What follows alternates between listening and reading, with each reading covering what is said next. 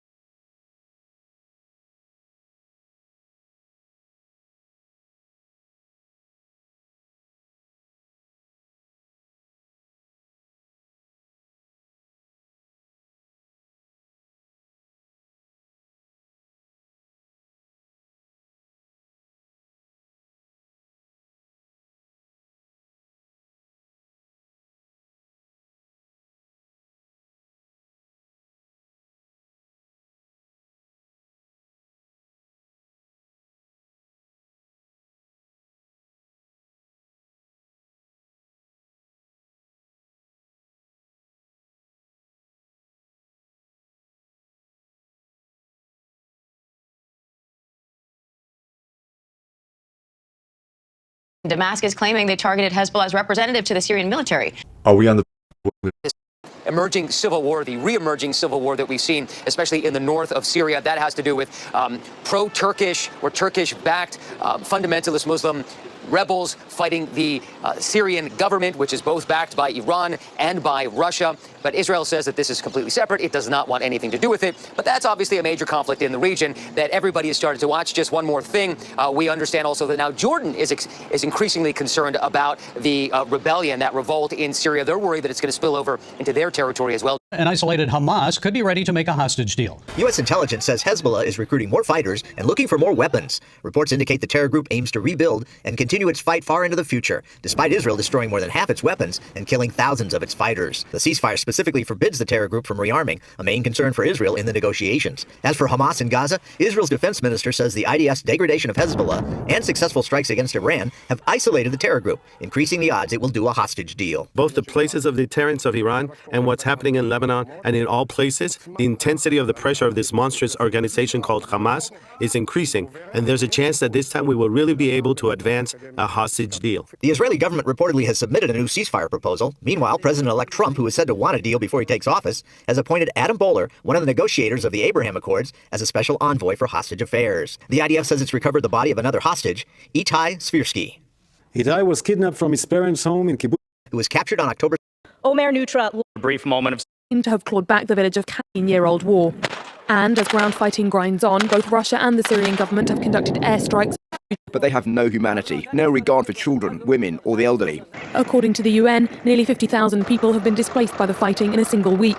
Neighbouring Turkey, as well as Assad allies Russia and Iran, are reportedly in close contact over the conflict, with Ankara urging a speedy diplomatic solution. The Zamzam displacement camp in Darfur, Sudan, has come under heavy attack. It's believed the Rapid Support Forces are responsible, though they've denied it. 20 shells were fired into the camp, killing at least 6 people and forcing many others to flee once again. The camp is home to over 500,000 people who've been displaced. They were already struggling with famine and a lack of humanitarian aid because of a months-long siege. In August,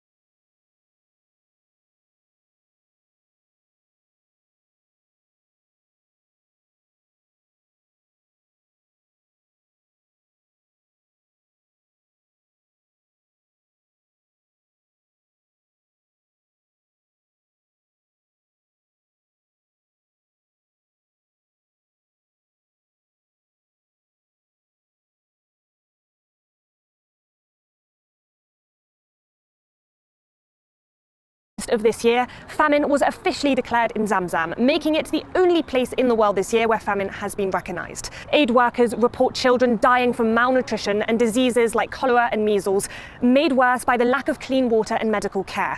And this is part of a much bigger crisis. Across Sudan, over 11 million people have been displaced so far, making it the largest displacement crisis in the world right now. Despite how dire the situation is, international organisations have largely ignored it. They've been focused on other conflicts like Ukraine and Gaza. The four horsemen of the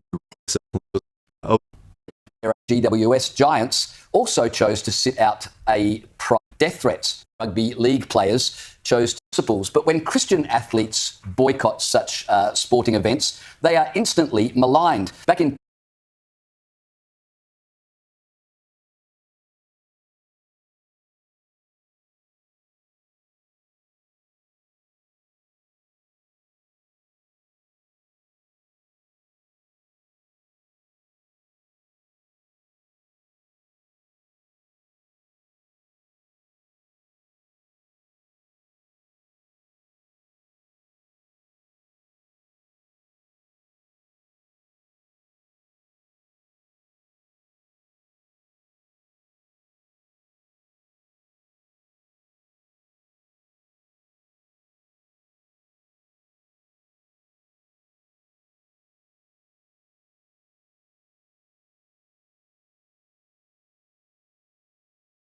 ...2022.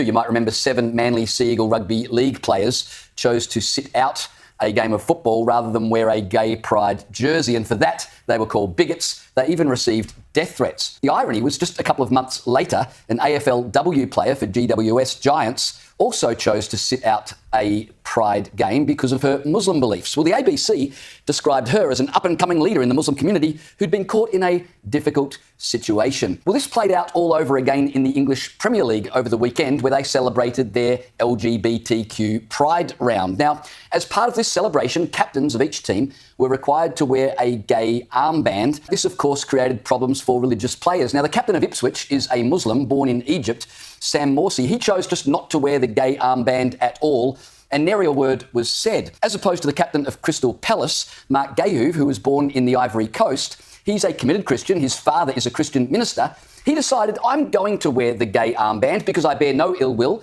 towards the LGBTQ community, but I do have a higher allegiance. I don't share their worldview. And so he wrote on the armband, Jesus loves you. Now, I reckon that's a pretty good statement for inclusion. What could be more inclusive than Jesus loves everybody? Who could be offended?